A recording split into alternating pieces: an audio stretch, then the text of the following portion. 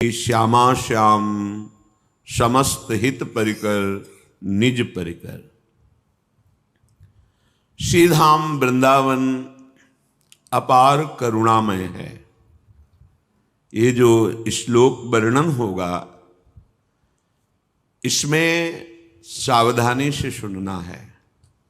श्रीपाद कह रहे हैं कि यह कुर्याद गुरुतल्प कोटि गमनम हन्याच विप्रार्बुदम स्वर्णं चापि हरेत् पिबेच्च मदिराम संसर्गवान् तादृशैः अन्यं चोद्भटगो वधाद्यघचयम् कुर्वीत सोप्यामृति श्री वृंदावनवास निश्चय सुनिर्वाही महाधार्मिक। श्रीपाद कह रहे हैं विश्व में सबसे बड़ा पाप है गुरु पत्नी गमन, अर्थात गुरु माता के साथ व्यभिचार। कुछ गुरुदेव गृहस्थ होते हैं, अपने सब ऋषि परंपरा ही है। किसी का भी गोत्र होगा तो कोई न कोई महर्षि ब्रह्म ऋषि कोई न कोई मुनि ही होगा। तो बड़े से महात्मा हुए जो गृहस्थ में हुए हैं और बड़े महापुरुष हुए हैं। तो गुरु पत्नी के साथ व्यभिचार ये सबसे बड़ा महापाप है। इससे बड़ा कोई पाप नहीं होता। पर ये फिर विभाग करे तो एक विरक्त मार्ग है जिसमें सद्गुरुदेव का वर्णन किया गया। तो फिर ये शब्द वहां कैसे लागू होगा? गुरु पत्नी गामी। तो गुरु की एक प्रगट में जो गृहस्थ धर्म से भगवत सिद्ध महापुरुष हुए तो उनकी पत्नी गुरु पत्नी, जो विरक्त हुए उनका बाहरी प्रभाव बहुत ध्यान से इसमें सुनना है। गुरुदेव का वर्णन किया जाता है उनके आंतरिक वैभव को प्राप्त करने के लिए। आंतरिक वैभव कैसे साधना करे, कैसे सिद्धावस्था को प्राप्त हो, कैसे भगवत चरणारविंद की शरणागति हो, कैसे भगवत चरणारविंद की आसक्ति प्रकट हो, कैसे प्रिया प्रीतम का सानिध्य प्राप्त हो, ये कैसे हम काम क्रोध पर विजय प्राप्त करें, कैसे हम भारी से भारी दुख विपत्ति में भी मुस्कुरा कर निकल जाएं। ये है गुरु का आंतरिक ज्ञान वैभव, वैराग्य वैभव, भक्ति वैभव, प्रेम वैभव। शिष्यता स्वीकार की जाती है गुरु के इस वैभव पर अधिकार करने के लिए। गुरु के हृदय में विराजमान जो ज्ञान है, जो प्रेम है, वो हमारे हृदय में आ जाए, हम उसके सेवन करने के अधिकारी बने। ये है सच्चे शिष्य का लक्षण। जो शिष्य गुरुदेव के प्रभाव से आए हुए माइक भोगों को छल कपट के द्वारा उसका स्वामित्व पाने के लिए प्रयास करता है, वो गुरु पत्नी गामी का अपराधी होता है। गुरु के वैभव का भोग करना, जैसे गुरुदेव की शरण में हो तो इष्ट और गुरुदेव ही भरण पोषण करते हैं, क्योंकि शरणागत है। जितना उदर में उचित अन्न और शरीर में वस्त्र, और जितना कम खर्चे से हमारा शरीर चल जाए और मन वचन कर्म से गुरुदेव के चरणों की बताई हुई जो उपासना पद्धति है उसमें हम तन्मय हो, इसमें कोई बाधा नहीं है। लेकिन छल कपट करके, बुद्धिमत्ता दिखा करके हम गुरु के वैभव के स्वामी बनना चाहें और उसका भोग करें तो गुरु पत्नी गामी का अपराध लगता है। क्योंकि दो प्रकार से गुरुजनों का जीवन होता है। एक गृहस्थ धर्म स्वीकार किए हुए महाभागवत, जैसे श्री भाई जी हनुमान प्रसाद पोद्दार जी पत्नी है, पर वो महान स्थिति को प्राप्त, ऐसे कई गृहस्थ में पाए गए, पर जो विरक्त ऋषि जन हैं, जो वैरागी जन हैं, उनके वैभव पर दृष्टि महत अपराध बन जाता है। श्री सिद्ध रामदास काठिया बाबा जी की सेवा में, श्री अंग सेवा में रहते थे। बड़े धनी मानी पुरुष आया जाया करते थे। बाबा को गुरुदेव ने साधन काल में एक मोटा काठ पहना दिया था, नींद ना आवे, भरपेट भोजन न करो। देखो गुरुजनों का शासन कैसा। रात्रि की भीषण सर्दी में रात जग कर मंत्र जपना, कोई कंबल नहीं, कोई स्वेटर नहीं, थोड़ी आग, और आग बुझने न पावे, और आप स्वयं गुरुदेव अलग धुनी रमाकर पद्मासन में बैठे। किसी कारण से एक दिन आग बुझ गई। अब भीषण सर्दी का क्षण, तो गए गुरुदेव थोड़ी आग दे। इसका मतलब तुम सो गए? जी, गलती हो गई। नहीं नहीं, गलती नहीं, प्रमाद है, दंड स्वीकार करो, आज्ञा करो गुरुदेव। काठ का इतना मोटा ऐसे डाल दिया। काठ है तो भोजन भी उतना ही जाएगा जितना कस के बांध दिया गया, उतने ज्यादा होगा तो परेशानी होगी। अब उसे कोई कपड़े का तो है नहीं कि आप ढीला कर सकते हो। और सोने में सीधे लेटो, मोटा इतना काठ पड़, चाहे जिधर बाएं लेटो दाएं लेटो, कैसे, वो तो चारों तरफ है गोलाकार, मतलब बहुत, वही जाकर सिद्ध महापुरुष हुए। तो जो उनकी सेवा में थे, ऐसे महापुरुष की सेवा में रहने, उनको भ्रम हुआ कि हमें लगता है इस मोटे काठ के अंदर अशरफी आदि गुरुजी रखते हो, क्योंकि बड़े बड़े धनी मानी पुरुष आते हैं। जो नहीं करना चाहिए गुरुजनों के साथ, जैसे जहर देना है, ऐसे कई ऐसे महापुरुषों को देखा उनके जीवन में, उनके अनुयायियों ने, जिनको केवल वैभव और प्रभुता पर महत्व बुद्धि हुई, महत अपराध। उन्होंने काट के दिखाया काठ को कि देख बेटा कुछ नहीं इसमें। गुरुदेव के बाहरी वैभव पर भोग दृष्टि रखकर छल कपट बुद्धिमत्ता के द्वारा उसे, तो वो गुरुपत्नी गामी जैसा अपराध है।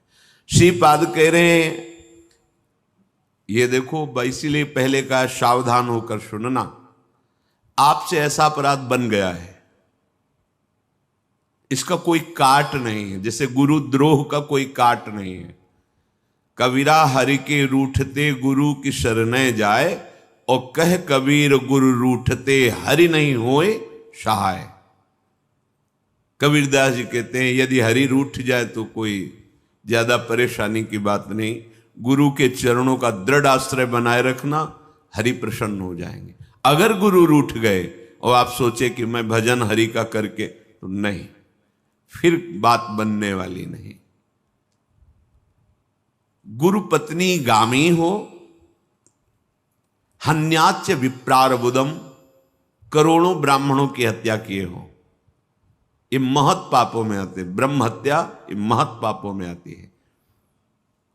बहुत सरल शब्दों में भगवान श्री राम की बात गोस्वामी तुलसीदास, कोटि विप्र बदला गए जाहू, आए शरण तजऊ नहीं ताहू। ये सब बातें ध्यान से समझिए। आज सत्संग सुना और आपको लगा अरे ऐसी गलती, अब लो नशानी अब ना, ये उनके लिए है। ये नहीं कि आप सुन के पता चला कि ऐसे महत् पाप करने वाले के लिए भी बिना कुछ प्रायश्चित के पाप नष्ट करने का उपाय है, श्रीपाद बता रहे हैं। तो आप मनमानी करें फिर इस, नहीं, ये शब्द कान में आपके पड़े, अभी तक आपको इतना पता नहीं था कि ऐसे भयानक पाप होते हैं, और अब आपको जलन हुई कि ये तो बहुत दुर्गति कराएंगे, तो अब लो नशानी अब ना, आज तक किया, हरि शरणम अब नहीं करूंगा, बस उसके लिए बात है। कह रहे स्वर्णं चापि हरेत, स्वर्ण चोरी बहुत बड़ा पाप है। किसी की जैसे स्वर्ण की जंजीर खींचते हैं, या किसी के लॉकर तोड़कर ले जाते हैं, या ऐसे बड़ी दुर्गति होती है। शास्त्रीय विधान है, कानून है, ये अखिल ब्रह्मांडों का कानून है। जैसे भारत का अलग कानून है, अन्य देशों का अलग अलग कानून है, पर समस्त विश्व ब्रह्मांड का कानून ये भगवत वाणी, भगवत महापुरुषों की वाणी, ये अनंत ब्रह्मांडों का कानून है। कहीं भी करोगे। इतना सुंदर चंद्रमा आज भी कलंकित है। गलत किया, गुरुपत्नी गामी गलत किया, आज भी उनकी निंदा होती है। वही कलंक उनको आज भी, नहीं तो इतने सुंदर चंद्रमा है पर उनके माथे पे कलंक है कि उन्होंने ऐसा किया। स्वर्णं चापि, कभी ऐसी भूल मत करना। तुम्हारे कुल में जो परंपरा से संपत्ति चल रही है उसका भी नाश हो जाएगा अगर आपने किसी की स्वर्ण चोरी की। ये कानून है, ये धर्म मर्यादा बनाई गई। बड़ी बुद्धि मलिन होती जा रही। हम गांव की बात बता रहे हैं। 100 रुपया बहुत बड़ी बात होती थी गांव में, जहां 5 पैसे 10 पैसे में 1-2 किलो नमक मिलता था और बिल्कुल प्योर दूध 3 रुपए में, 20-25 बहुत तो 30 रुपए में बहुत सुंदर असली घी। ये हम अपने समय में गांव की बात।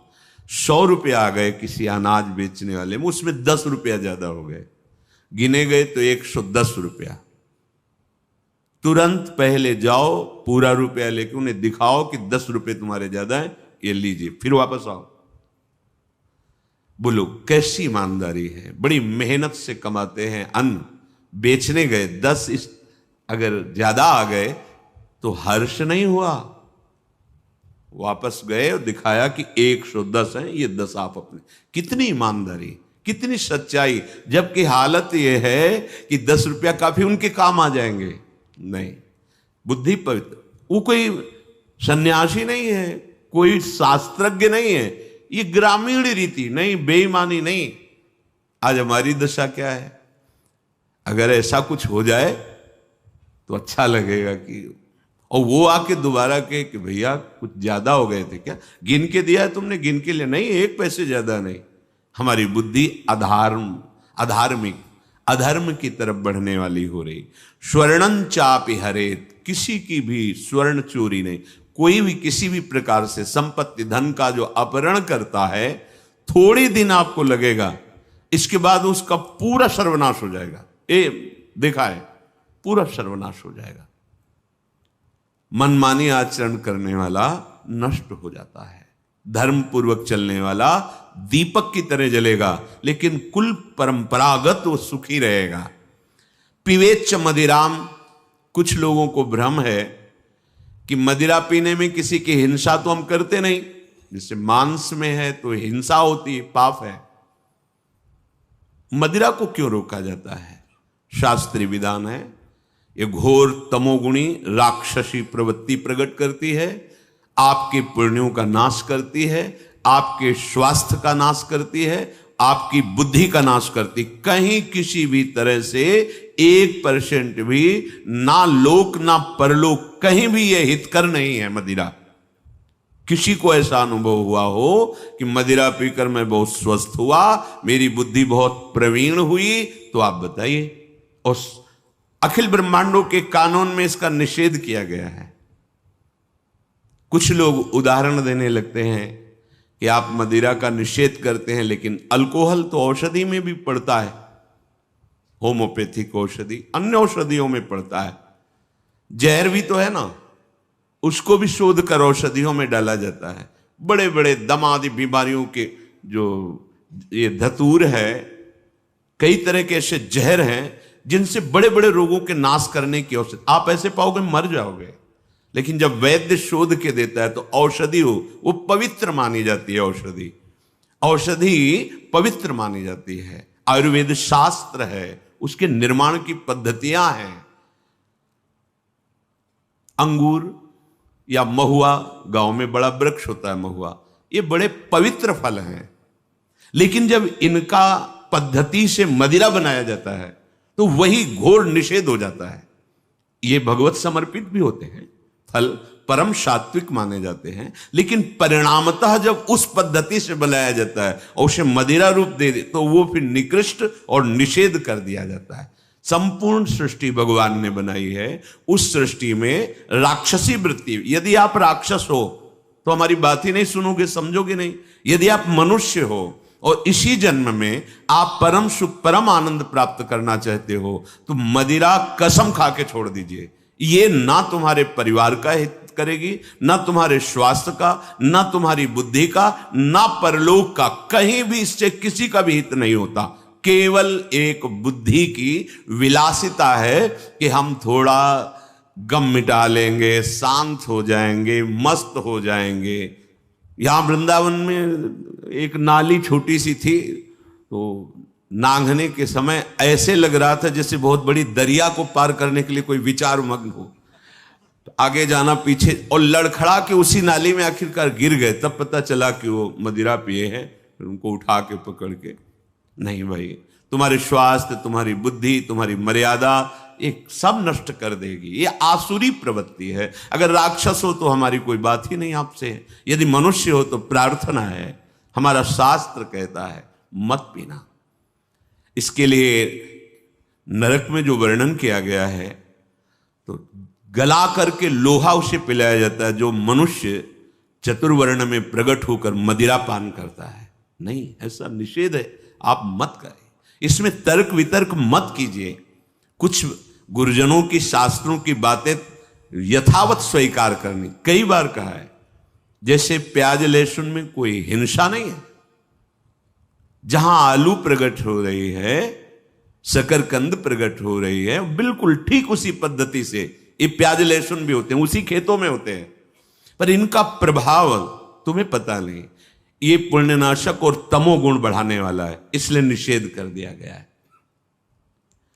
जो हमारे महर्षियों ने अनुभव किया है, जो शास्त्र लिखने वाले महापुरुषों ने, प्रथम तो लिखने वाले भगवान ही है, उनकी श्वासों से वेद प्रकट हुए और उसको भगवान श्री कृष्ण द्वैपायन व्यास देव जी के रूप में प्रकाशित किया, भगवान ही है।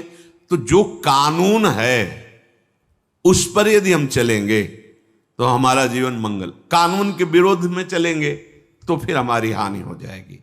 तो पिबेच्च मदिराम, जिसने मदिरा पान किया, आज सुना और नियम ले लिया, नहीं पीऊंगा, फिर आप देख लेना, आगे खुद देख लेना। हमें तो कई ऐसे परिवार मिले हैं जो रोते हुए मिले हैं, उनके बड़े जन जो परिवार के, वो शराब पीते थे। ऐसे उनको देखा, विहाल देखा। बच्चों के लिए कपड़ा नहीं, वो आदमी 100, 150 की, 200 की शराब पिएगा जाके। कितनी निकृष्ट तुम्हारी बुद्धि। फिर होश नहीं है, कोई तुम्हारी घड़ी उतार रहा है, कोई जेब से पैसे ले जा रहा है, उपहास पड़े पड़े ऐसे तुम पूरी रात्रि। नहीं, ठीक नहीं है। मनुष्य जीवन नष्ट करने के लिए नहीं है, सच्चिदानंद भगवान की प्राप्ति के लिए है। सर्व संसर्गान, सर्व संसर्गान, जो गुरु पत्नी गामी है, जो ब्रह्म हत्यारा है, जो दूसरे के धन का अपहरण करता है और जो मदिरा पीता है, इसकी जो दुर्गति होती है वही इसके संग करने वाले की दुर्गति होती है। आपने ब्रह्म हत्या नहीं की, आपने ये अपराध नहीं किया, आपने शराब नहीं पी, लेकिन आप इनका संग कर रहे हैं, उनके साथ बैठे हैं, तो संसर्गान तादृशी, उसकी दुर्गति वैसे ही होगी। अब इसका विपरीत पक्ष ले लीजिए। यदि आप साधु संग करते हैं, आप साधु नहीं हैं, आप साधु संग करते हैं, सत्संग सुनते हैं, आप गृहस्थ में हैं, संसार में हैं, आपकी गति वही होगी जो एक साधु की गति होती है।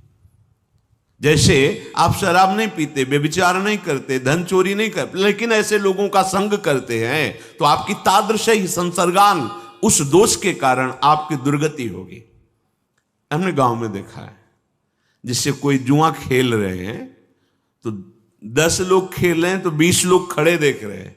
तो जो हमारे कानून विभाग के जन जाते हैं ना, तो पहला डंडा देखने वालों के पीछे पड़ता है, और जब उनको पकड़े भागे, बोले हम तो देख क्यों रहे थे, यहां क्यों थे, खेल, वो भी जान रहे कि खेल नहीं रहे, लेकिन डंडा पड़ेगा, पिटाई होगी, पकड़े जाओ, क्यों, तुम देख रहे थे।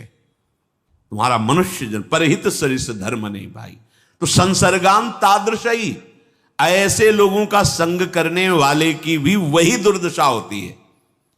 अन्यन चोद्भट, और भी बड़े बड़े महान पाप, गोवधाद्य घयन चयम कुर्वीत सोप्यामृति, महापापों में गौहत्या भी आते हैं।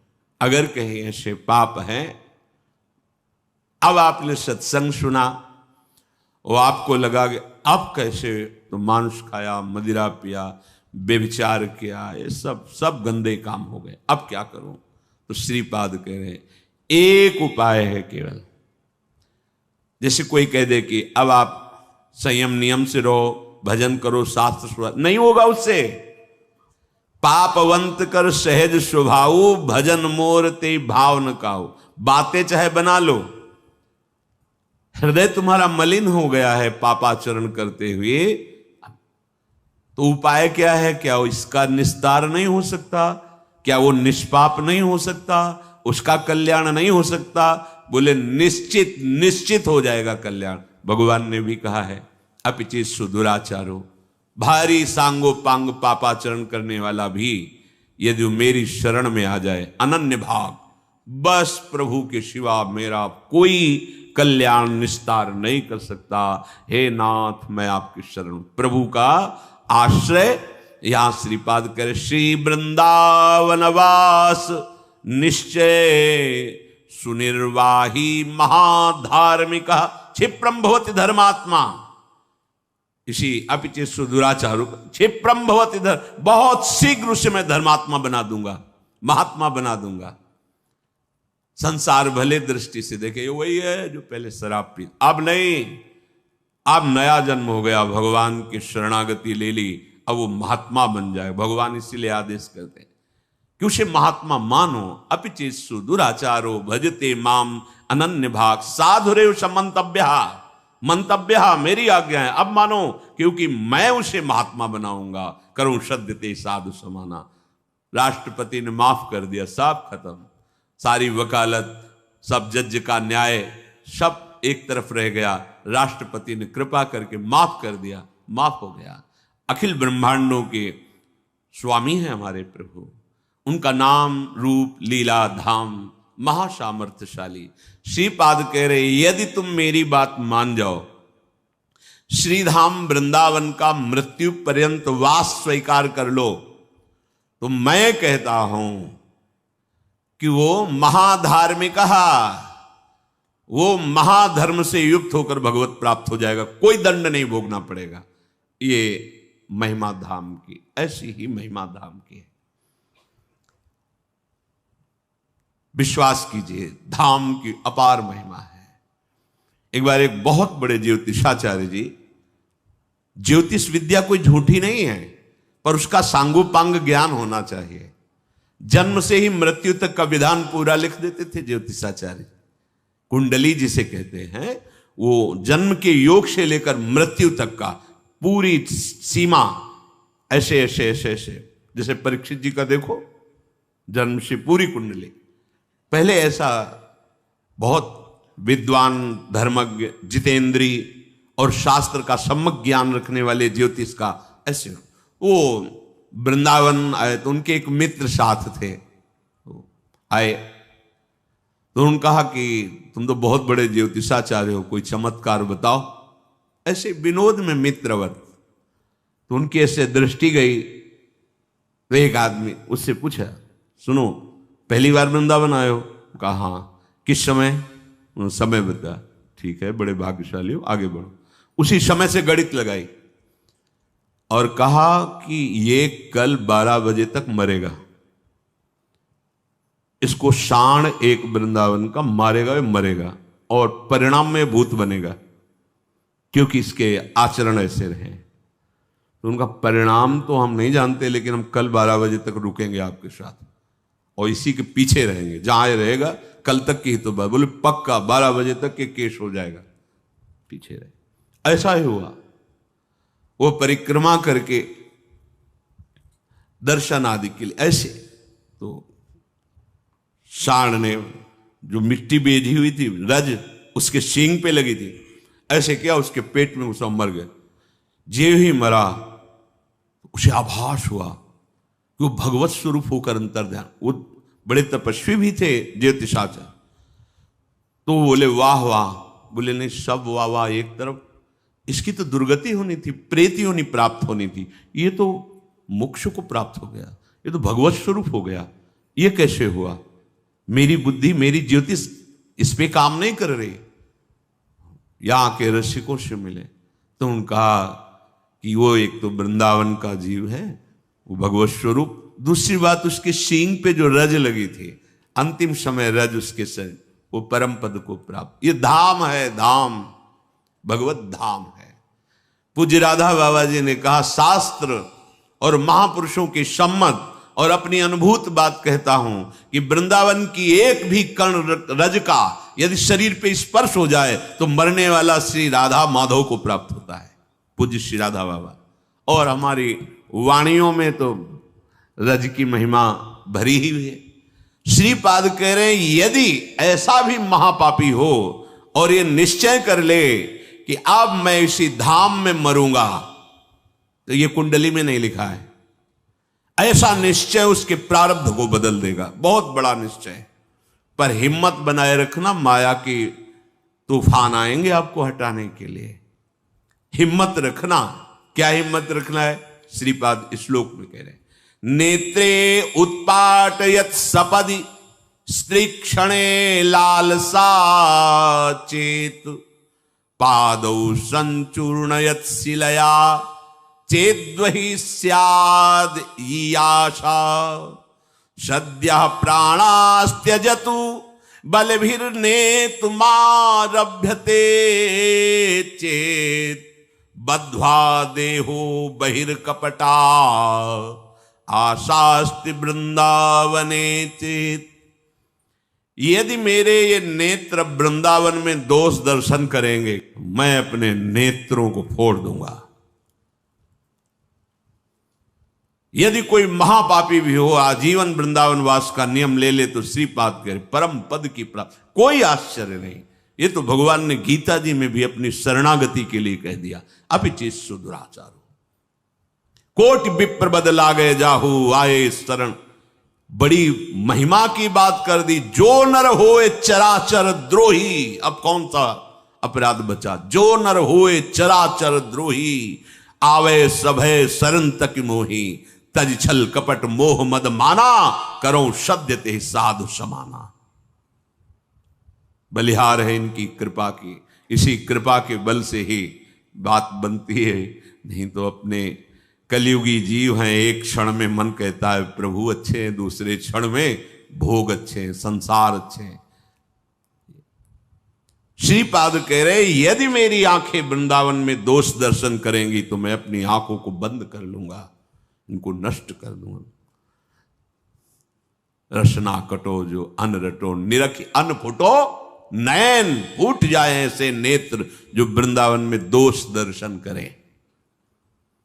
और यदि कोई रिश्ते नाते संबंध से वृंदावन से बाहर जाने का, ये उसके लिए बात हो रही है। आजीवन मृत्यु पर्यंत वृंदावन वास का जो नियम ले लिए हैं कि कोई रिश्ते नाते का दबाव डालकर या फिर यहां कोई विघ्न उपस्थित होकर माया विघ्न से उपस्थित कर दे, चलो वृंदावन, तो कह रहे हैं मैं अपने दोनों चरणों पैरों को पत्थर लूंगा और कुचल दूंगा कि तुझे वृंदावन से नहीं जाने दूंगा। महापुरुषों की आंतरिक भावना को ध्रुवदास जी कहते हैं, काट दिया जाऊं तिल तिल तो भी नहीं जाऊंगा, खंड खंड होए जाए तन अंग अंग सत टूक, मेरे एक एक अंग के 100 टुकड़े कर दिए जाए, वृंदावन नहीं छाड़ियो छाड़ी वो है बड़ी चूक। क्योंकि परम पद मिलना कोई हंसी खेल की बात, यहां शरीर छूट जाए तो परम पद प्राप्त हो जाता है। धन्य है जिसका शरीर धाम में, वो कौन है, कहां का है, कैसे है, लाडली जी बहन, ये धाम का प्रभाव है, धाम का। आलय बनवसत संग पारस के आयस कनक समान भयम, जैसे आयस लोहा कितना भी जंगहा मलिन घृणित स्थान में प्रयोग आता हो, पारस के स्पर्श से परम पावन सोना बन जाता है। ऐसे ही धाम के स्पर्श से जब शरीर छूटता है तो भगवत स्वरूप हो जाता है, वो भगवत प्राप्ति कर लेता है, जो अत्यंत दुर्लभ बात है। इसलिए ये कह रहे हैं कि अपने पैर में कुचल दूंगा, नहीं जाऊंगा वृंदावन से, और अगर कोई मुझे जबरदस्ती बांध कर ले जाए तो मैं प्राण विसर्जित कर दूंगा, न खाऊंगा न पीऊंगा, अपने प्राण त्याग दूंगा, वृंदावन के बिना मैं नहीं जी सकता। ये स्थिति, तत्क्षण प्राणों को त्यागने की चेष्टा, वृंदावन नहीं छोड़ सकता। इसीलिए गुरुदास जी ने कहा कि पाए रतन चिन्ह्यो नहीं, दीन्ह्यो करते डारे, यह माया श्री कृष्ण की मोह्यो सब संसार। ये रतन मिल गया धाम। जैसे आप सौभाग्यशाली जन जो अखंड वृंदावनवासी हैं, प्रणाम है, धन्य है। कैसी भी परिस्थिति में हो तुम, अगर तुमसे भजन नहीं भी बन रहा है तो तुम्हें बार बार ये तो चिंतन करना है कि मैं हूं कहां, मैं हूं कहां। बोले श्रीधाम वृंदावन। ओहो, 4 हैं सोपान भगवत प्राप्ति के वैष्णव धर्म में, धाम, नाम, रूप, लीला। आप धाम में है ना, वही परम गति प्राप्त होगी जो रूप चिंतन से, लीला चिंतन से, निरंतर नाम जप करने से होती है। अच्छा, मैं हूं किनका? कोई भी वृंदावन में रह रहा है, तुम हो किनके? तो कहीं ना कहीं आपने गुरु आश्रय लिया होगा, कहीं ना कहीं भगवत वाणी सुनी होगी, धाम महिमा, तो किसी न किसी आराध्य देव पर तो मन होगा ही ना। यहां धाम में आप चाहे जो उपासना करते हो, सारी उपासना प्रिया प्रीतम के समीप जाती है। जैसे चाहे जो व्यापार करते हो, राजा के राज्य में हो, उसकी नजर में हो। जितनी भी उपासनाएं हैं, जैसे चाहे जहां से नदी आई हो वो समुद्र में ही जाकर के विलीन होती है। ऐसे कुंज विहारिणी जो, कुंज विहारी जो, ये मूल है सबके, यहीं से सब प्रकट हुआ है। ये धाम है, नित्य महल है।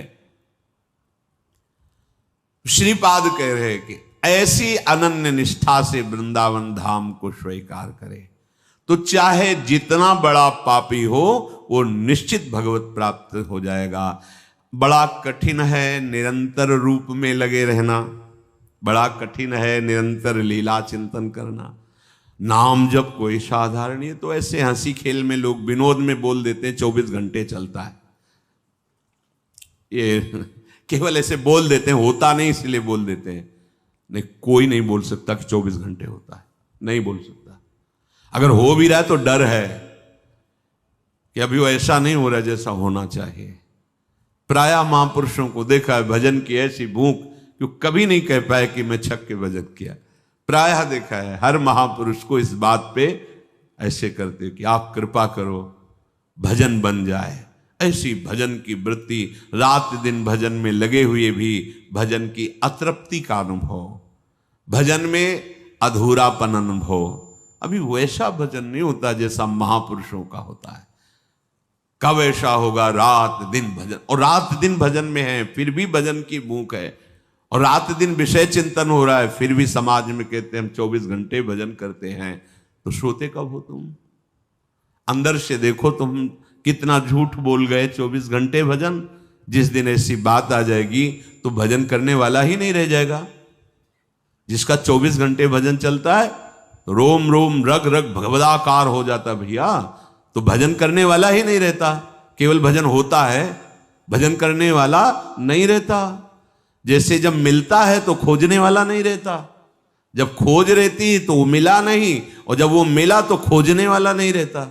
ऐसे ही जब निरंतर भजन चलता है तो भजन करने वाला नहीं रहता। कर्ता लीन हो गया तब निरंतर होता है, निरंतर करता नहीं है, निरंतर होता है। उस सिद्ध महापुरुषों का सिद्ध तस्मित तज्जने भेदा भावात, वो ब्रह्म स्वरूप भगवत स्वरूप हो जाता है। तो धाम हमें परम पद प्रदान करेगा। आप बाहर भी हो तो पीछे चर्चा हुई है, धाम का चिंतन कीजिए, धाम का आश्रय लीजिए। इसकी कृपा से नाम रूप लीला सब सुलभ हो जाएगा।